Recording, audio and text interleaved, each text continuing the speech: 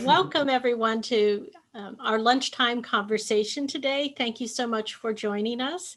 I think I know quite a few of you. I'm Jane Carlin on the board of Puget Sound Book Artists, and on behalf of our organization, thank you for joining us today, and thank our capable and wonderful Zoom coordinator, Dorothy, for her work on putting this together. Alicia is not going to be on screen to start with because we're going to be looking at her books. She'll be talking about 30 to 40 minutes. We encourage you to use the chat function during her conversation to share ideas and comments about the books.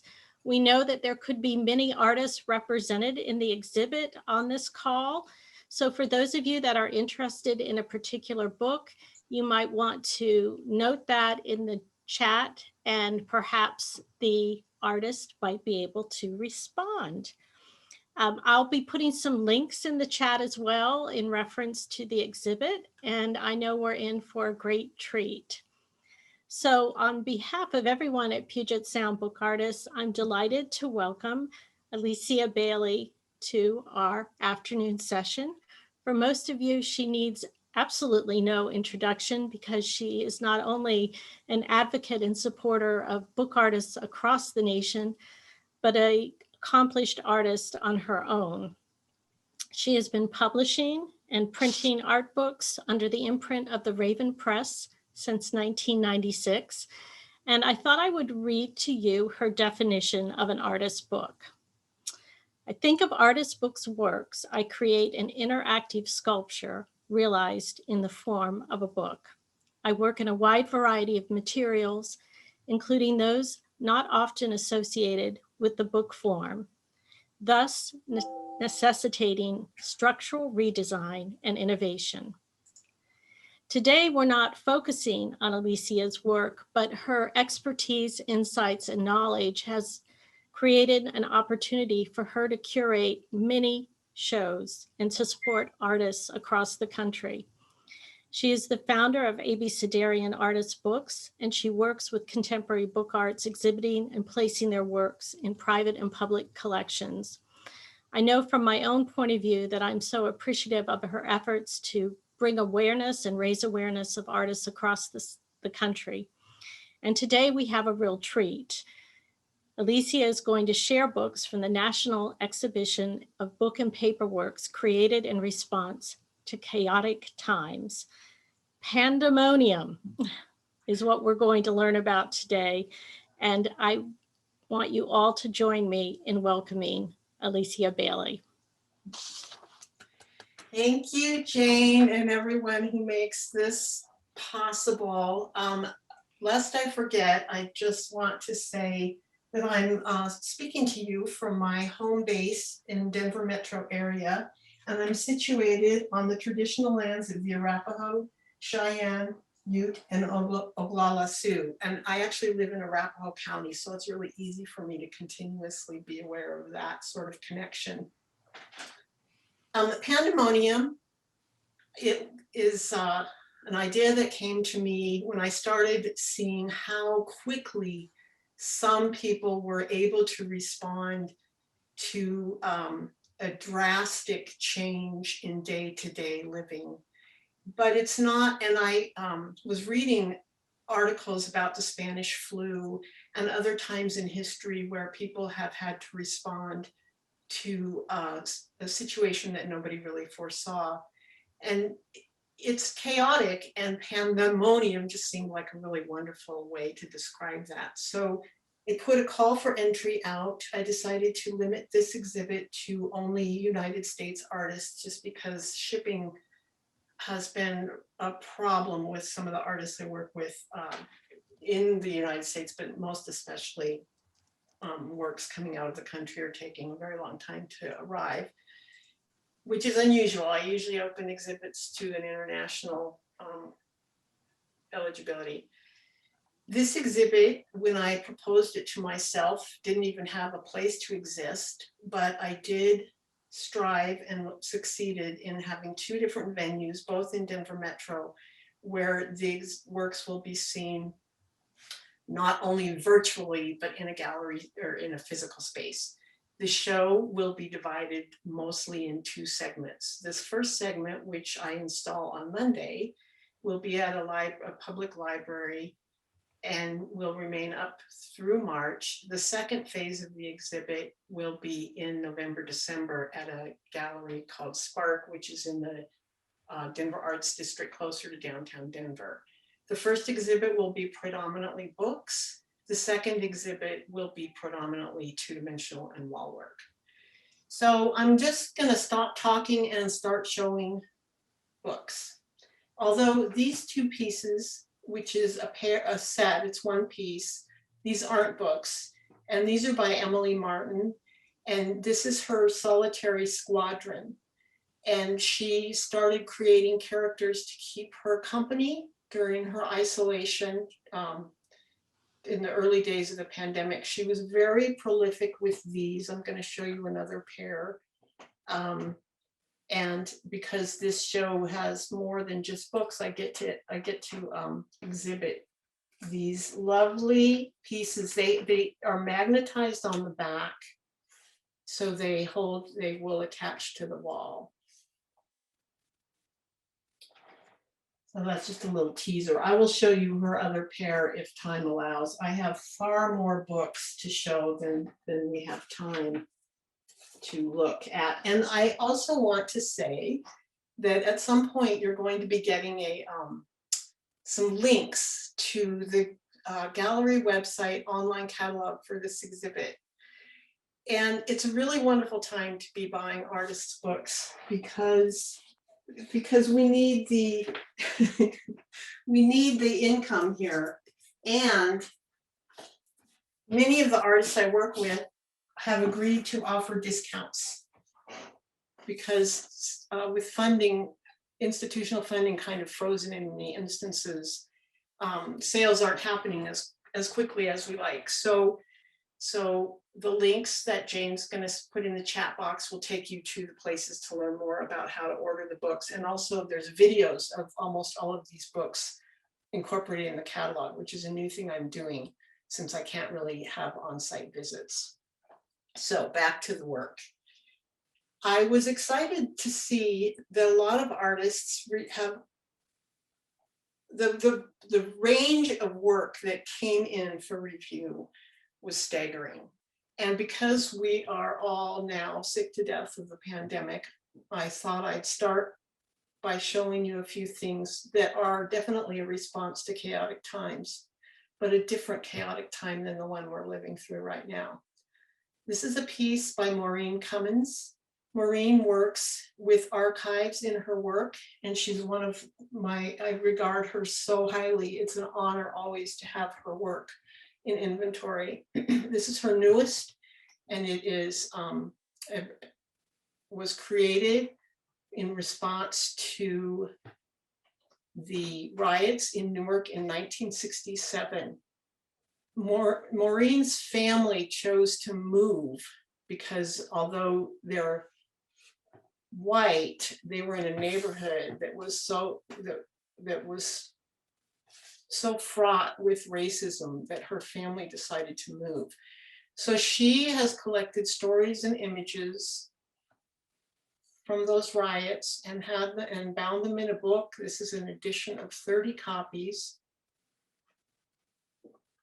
She is interviewed extensively I can provide those links. I plan to include those links in her online catalog when I catch up with a few other tasks. This book is very well crafted, but it's made using fairly pedestrian materials. This is like chipboard here. It's all letterpress printed.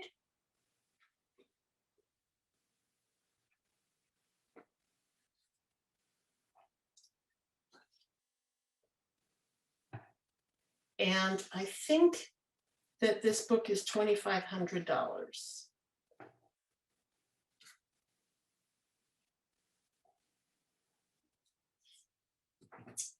Another response to a different event is more recent in our history. And this is a book created by an artist who lives in your neck of the woods, Ellen Solid. And it's the Autocrats Playbook. And this was made in 2016. It comes with 2 small broadsides that include writings about the project. And she sent copies of this book to 60 different individuals and still has a few available for purchase. And they also come with this card. Looks like it's been hand tinted.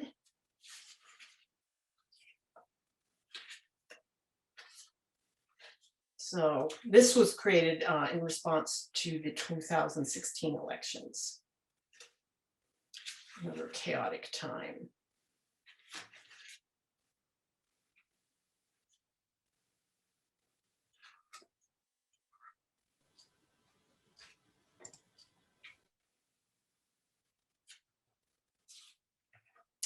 Yeah. Alicia, since we can't see the text very well, can you sometimes read a line or two from the book? Yes, I can. And thanks for subvert the rule of law, stoke the flames of culture wars, threaten to imprison political rivals, surround yourself with sycophants, sustain a disinformation campaign, and so on and so forth. So you get the idea. Abuse power in the name of national security. I'm sorry this isn't in better focus. Seems like it should be auto-focusing more.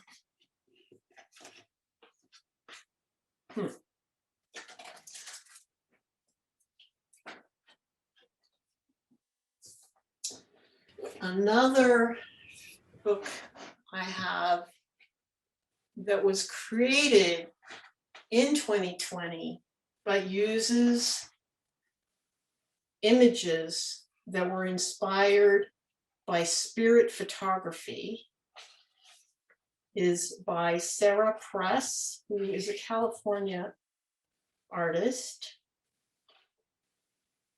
So in the 19th and early 20th centuries, this spirit photography really got an upsurge of interest.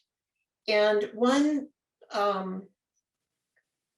there was huge losses from World War and also from the Spanish flu. So from her preface, she says, "We are haunted still, and not just by love and loss. This book makes visible some of what bedevils us: psychological demons, social and factual distortions, the force and folly of the culture around us."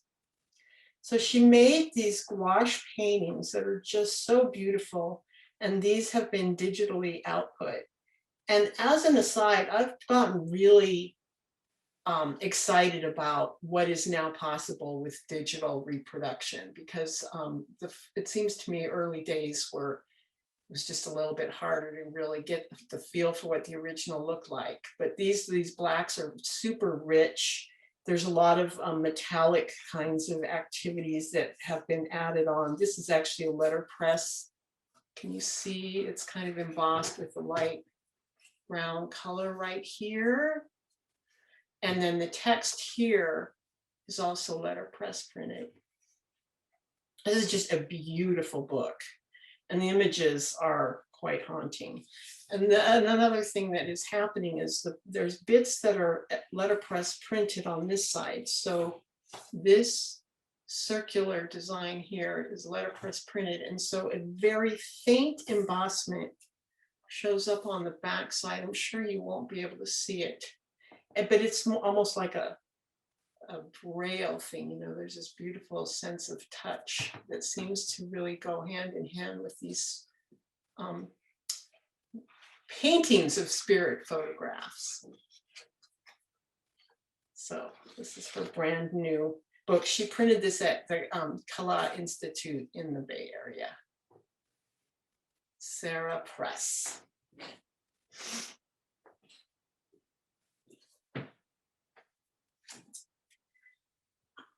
So I'm pretty sure I saw Judy Anderson's image show up on the attendees.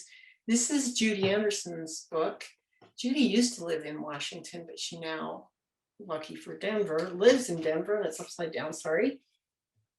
So this piece is using materials that Judy had left over from a big project she did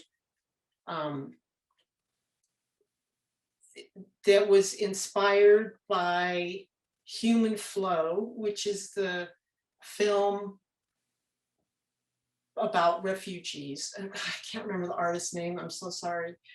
But she did a big installation project where she made clothing out of paper for the women refugees. And she works with a poet, Ginny Hoyle. And so these were some of the things that, the byproducts of that installation. This is called Endnotes 2. The original installation, which was at the Arvada Center north of Denver here in Colorado, was called Worn Worlds. This is really fun. And there's a great pull-out page here. Oh, Ai Weiwei, that's the artist's name. So this is very much what Judy's work looks like in large scale. And then these are the words of the poet, Ginny Hoyle. So if you have questions about this, you might just put them in the chat for Judy, because I know that she's on the call here. Someone else who is on the call, whose work isn't a response directly to this pandemic, is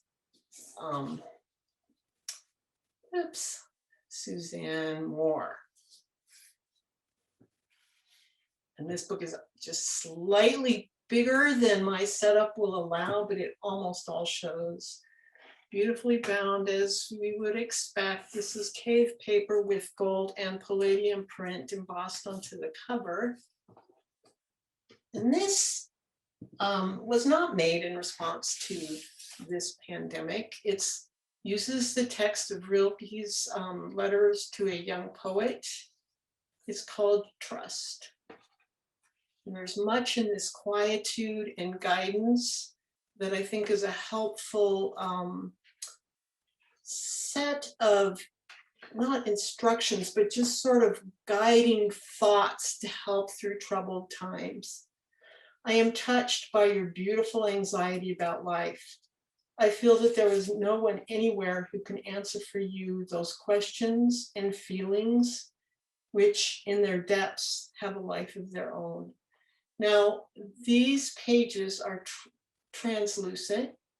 So in some cases, this page being an example, the text that shows that's right reading on this page, for even the most articulate people are unable to help.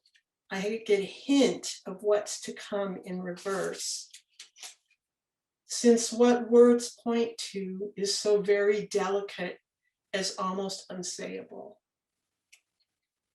And then, of course, there's these beautiful paintings that Suzanne has done on the heavier weight paper throughout. This is a gorgeous book, and I'm so honored to have it in this exhibit.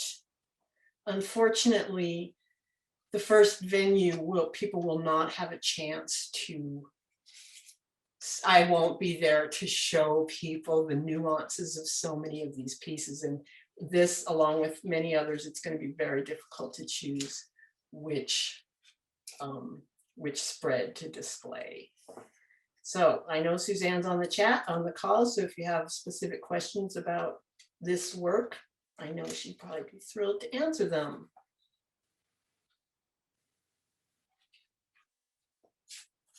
There's not only the pandemic to respond to in recent times, as the Autocrats Playbook was a response to the 2016 election. This book, which is called Read This Out Loud by Sarah Bryant, is free to download. And I think Jane's going to put in the chat a link so that you can download a template for this book, print it out, and assemble it. She provides instructions. If you want an already made book, you can order one from me for the cost of postage, $3.50. And you can also pay more, and anything more than that you pay will be donated to Black Lives Matter per Sarah's wishes. If you are, if you live in Denver and you see me, I have a whole stack of these that I'm going to be giving away, but few of you are going to be able to just pop on by and get this. So Black people are 3 times more likely to be killed by police than white people. In 99% of these killings, no officers are charged with any crime. So this is a list of the hundreds of names of Black individuals who've been killed.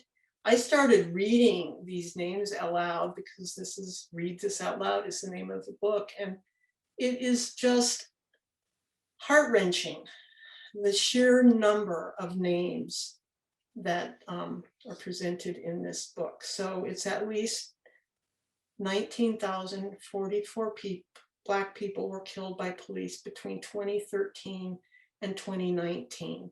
That's only 6 years. And at least 335 of them were unarmed. Taking a little break from that into the quiet spaces that people found themselves in or created for themselves during this time, because many of us were spending a lot more time alone. And I know in Colorado, the outdoor spaces were just, people were just flocking to outdoor spaces. I live near a beautiful park that's very underused, and I finally started seeing a lot more people in the park. So many artists were able to spend their time in those outdoor spaces.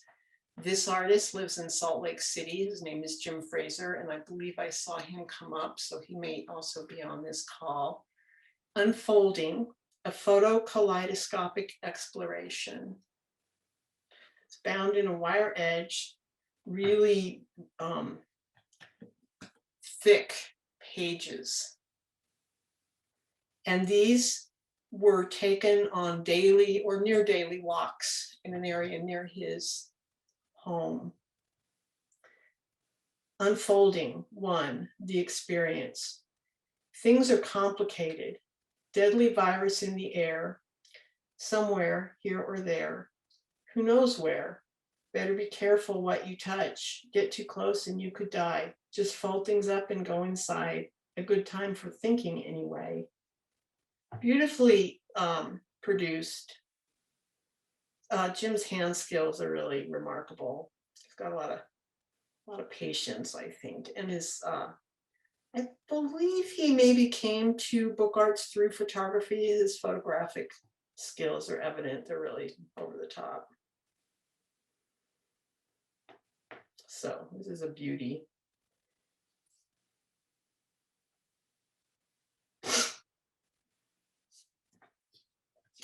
This is really, I just love these Daniel Kemp spines. They're so great. It's a different take on that, spending time at home. This is a part of, this is one pamphlet from a set that is being produced by a collaborative in Salt Lake City, Utah. This is the only pamphlet of this proposed set that I have because their project got put on hold along with so many other things by this pandemic. So Emily Tips is who made this pamphlet book, All Around You. It's a very simple presentation with a photograph and images. This is figure 1, starts. Figure 2, mold. Figure 3, spore prints. Figure 4, spider. Elegantly articulated, alert, and unmoving on the arm of my couch, she watches comedic reruns with me until nature calls her back. Figure 5, meeting. My daughter observes that live action movies look like cartoons because the actor's skin is so smooth and everything is flat. Reality is up for debate. Gatherings on screen convene our images, if not our bodies. And there's more of it.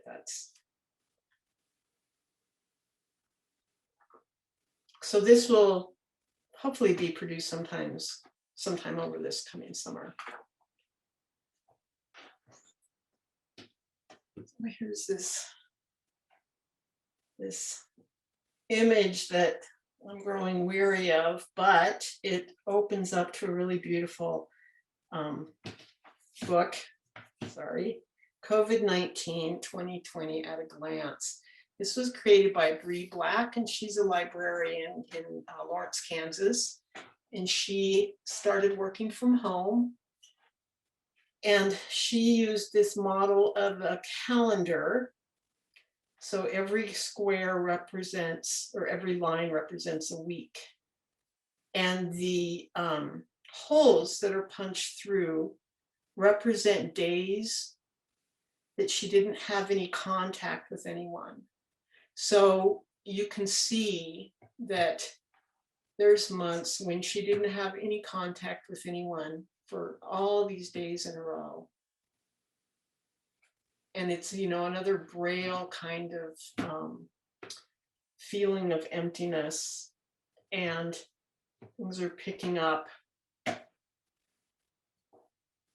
again. So by the end of the year, she is seeing people a little bit more frequently. She is still working almost entirely from home. So Carrie Larson lives in your part of the country. I think she might be in Tacoma. And this is a one-of-a-kind book called Dearth. I'm so sorry the focus is not, I just don't know what to do about that. Okay, we're just gonna have to deal with that. Showing all the wrinkles in my hands though, so.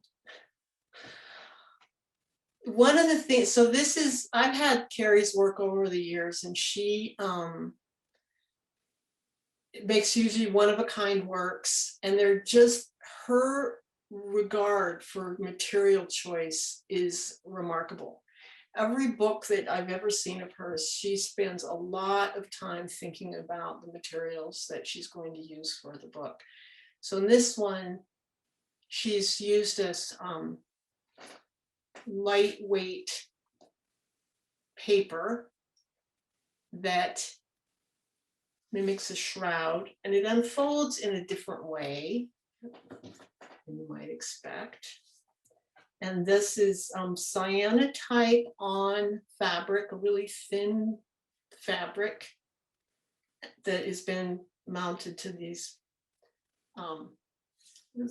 printmaking paper. Remember, and throughout the book are these holes that she's put in. Blue sky, city, park, song.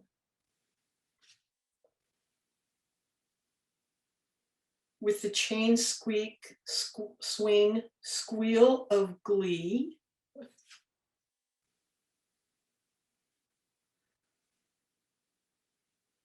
All these echoes. Eclipse the sun.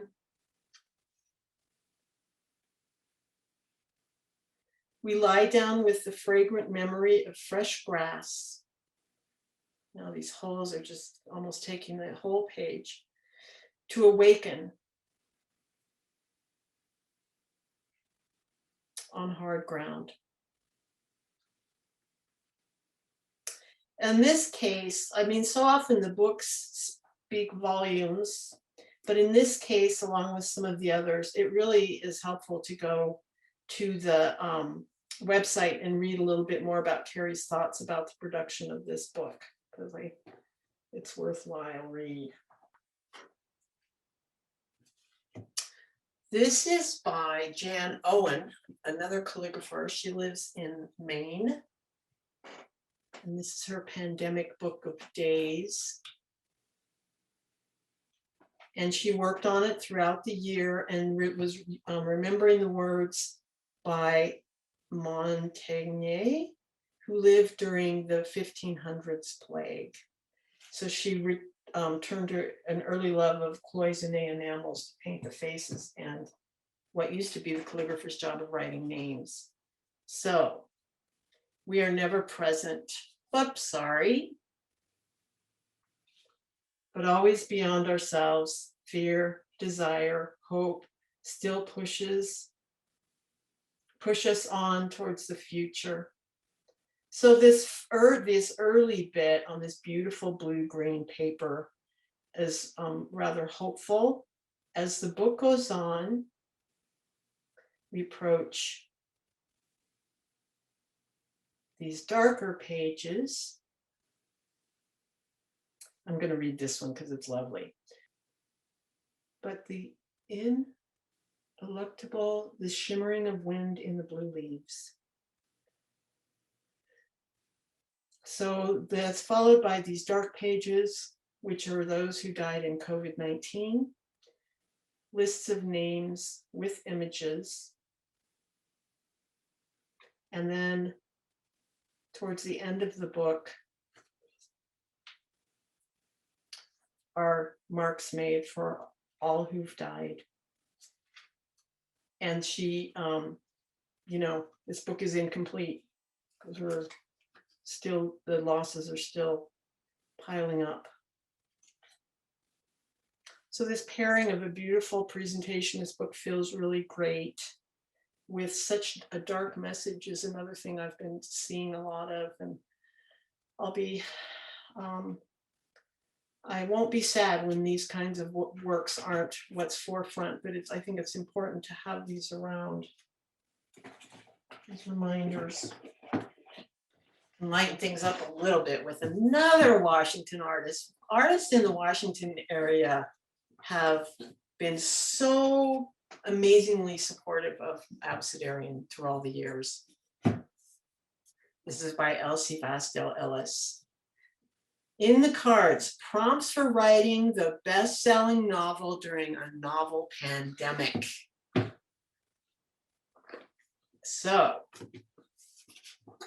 here in a belly band, this is a wonderful little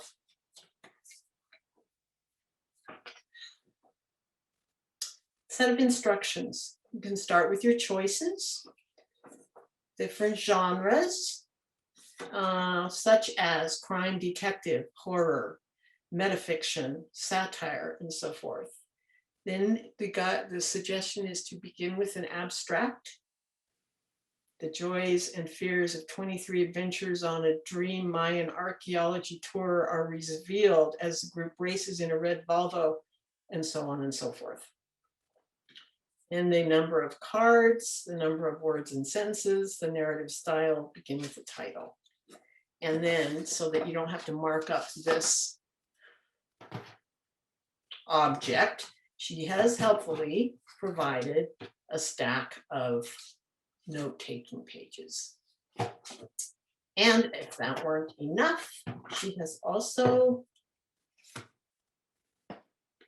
provided these wonderful selection of images from which you possibly draw some inspiration.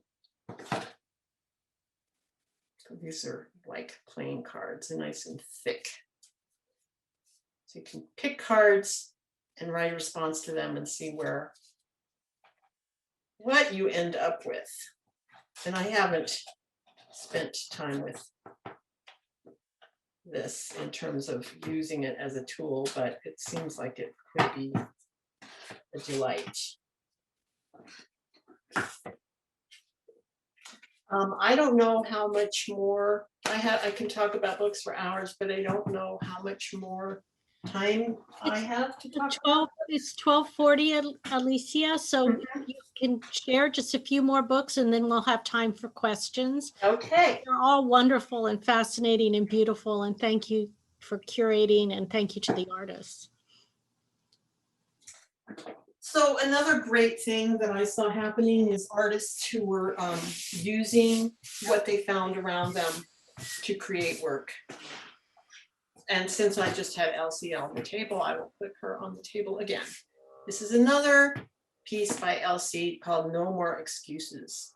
And this fabric came from, I believe, her husband's grandmother's quilting remnants. She was a quilter. But the story is about a woman who had no more excuses. She had to clean that closet because she was stuck at home. And so this is a quirky little writing about all of the ways that she finally managed to get that done. She had no more excuses. Standing before the open closet door, she froze, overwhelmed by what she saw. She asked herself, how in the world did the closet get to be like that? She knew she was a material girl, but it was clear a little Swedish dostadning was necessary, and so forth. Her mother confessed to her one day that her biggest regret in life was to leave Norway with her husband because her children would never get to know what it was like to have an engaged extended family. Pansy had, in her own way, become her substitute grandmother. Pansy's the woman that all these scraps came from. Even though they only saw each other during annual pilgrimages to Indiana to visit in-laws. And this is a variable edition of 3.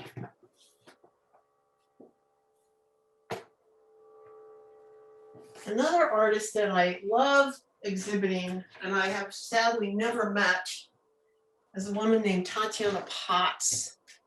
And she made this series of books. They come in this mineral water carrier. And she didn't leave her house to make all of these wonderful books. So she does a lot of printmaking.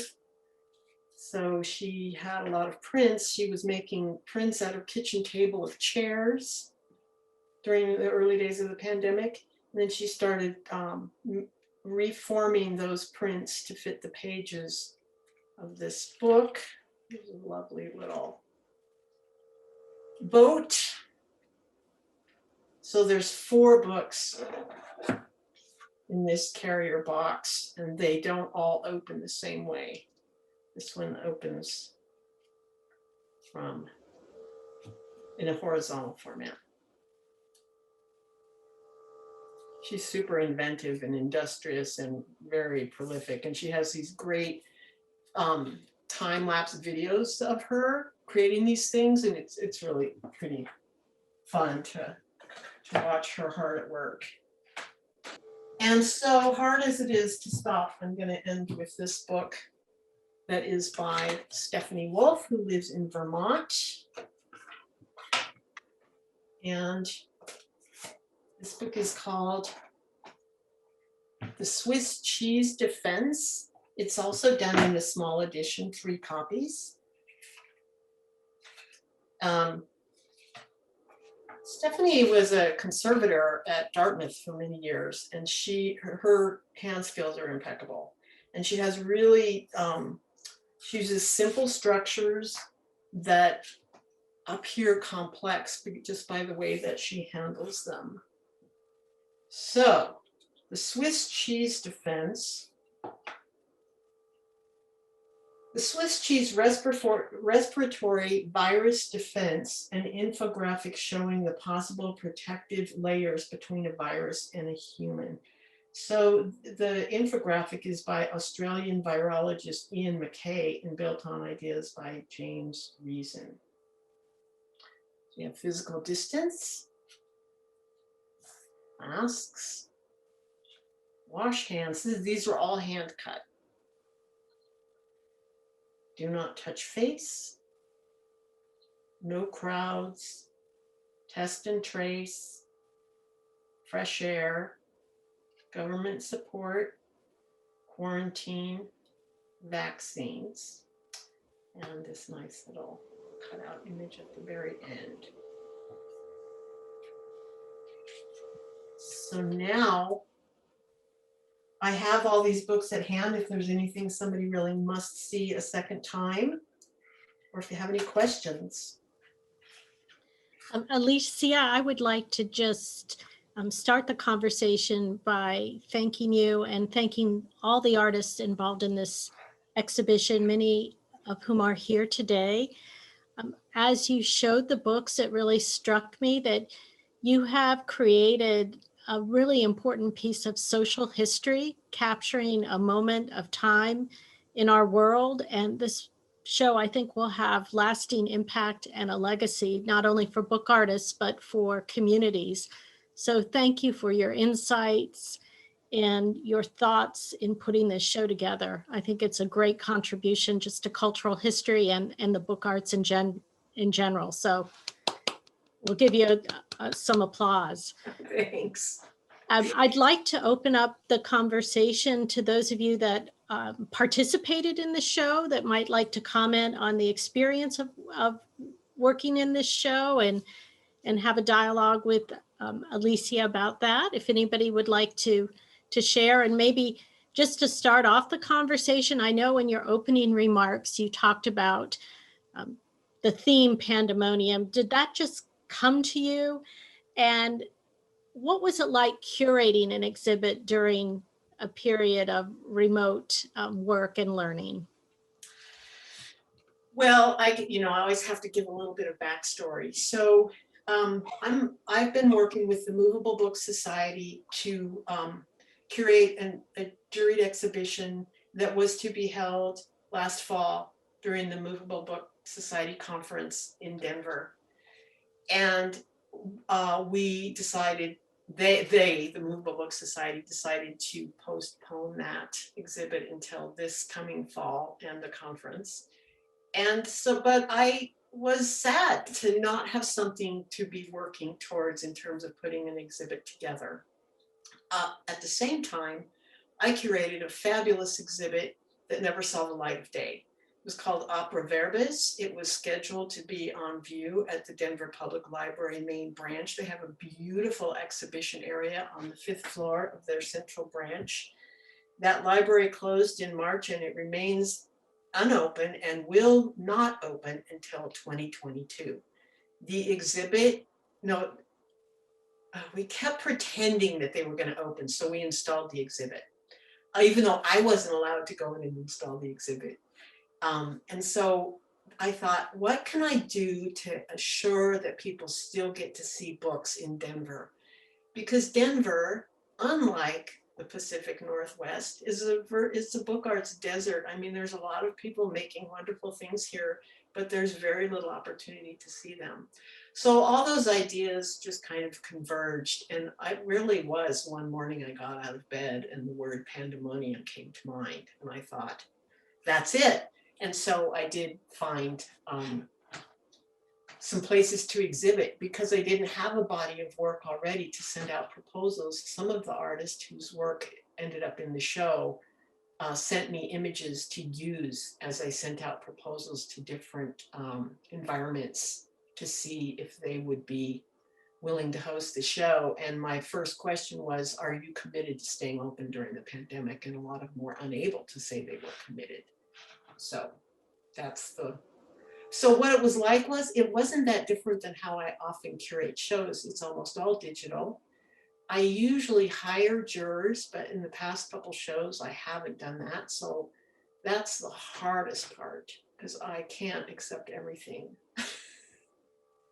And that was made harder during the pandemic because some of this work I saw was far more heartfelt and perhaps less polished than things that usually are submitted to the exhibitions that I host and that I curate. So, but it was really exciting too, because the different ways that people were able to deal with loss and just the distractions and just feeling out of sorts, which is still continuing on, I find very, it's inspiring, and selfishly, it has helped me get myself out to the studio more, because if everybody else is doing it, then I can too. You did a great job, and we all appreciate and recognize the hard work. I'd like to open it up to those of you that are part of our meeting this afternoon. Maybe you can unmute yourself or raise your hand. I know that there were some questions early on about pricing, and I've pointed everybody to your online gallery guide. Is that correct? Yes. Any comments from those artists that participated in the show before we? Yeah, everyone has the ability to unmute themselves. I have a question, Alicia. What was the title of the Tatiana Potts piece, The Milk Cartons? It's called Topo Chico. Can you spell that? TOPOCHICO.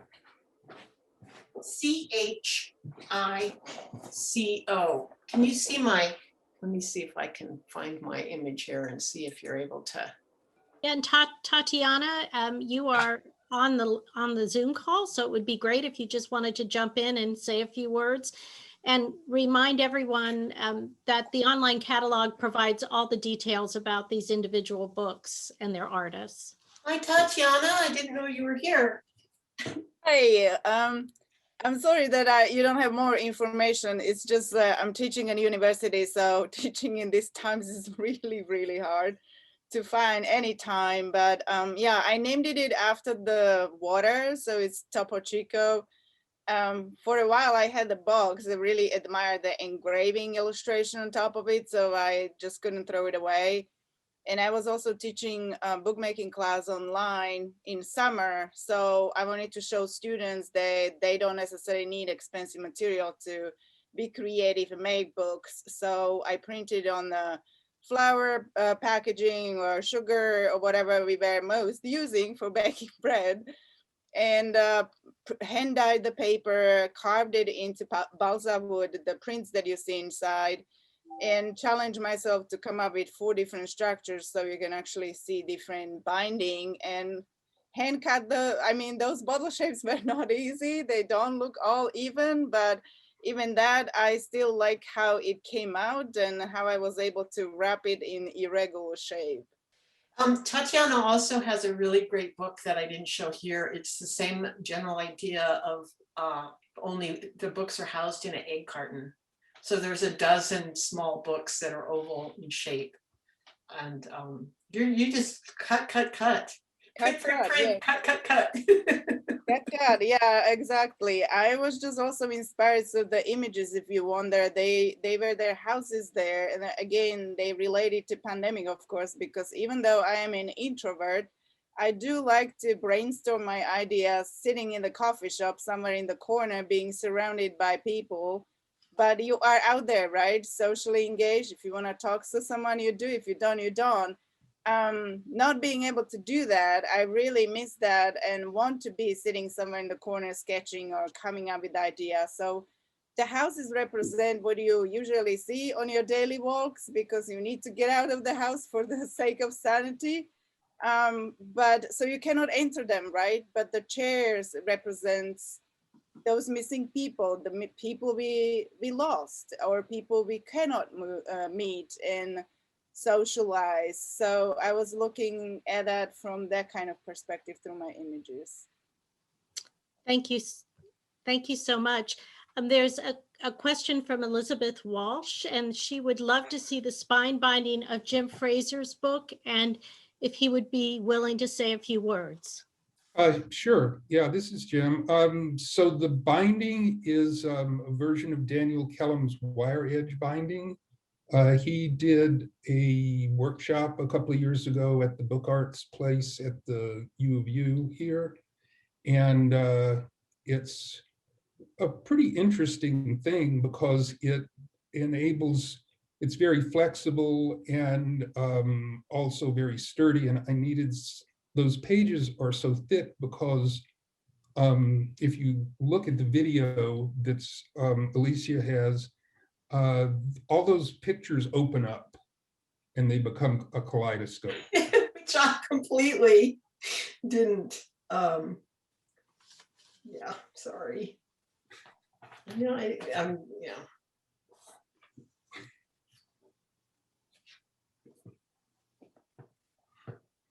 So there's an unfolding that. Alicia, do you want to center that under the camera? Well, I feel like it's not the best time for me to be, okay. I just don't want to mess things up. And Jim did provide a really beautiful video of. And you can, the little bookmark thing is a magnet that you can use to open them because they're held in there, they're held together by magnets, which I love magnets. So that's what keeps them closed. Thank you, Jim. It's beautiful. Thank you so much. We're getting close to our time frame, and I just want to give Alicia a moment to say any parting comments about the exhibit, to remind everyone that the catalog is online. And the other thing is that I'm willing to take payments so that you could pay for something over time. And I really, I encourage you to spend some time at the website. It is an archive. It has images and information about every single piece that I've ever exhibited at Abcedarian Gallery. And librarians love it because they can go back and look things up. And I had a friend who said, oh no, I don't play solitaire anymore. I visit your website and look at books.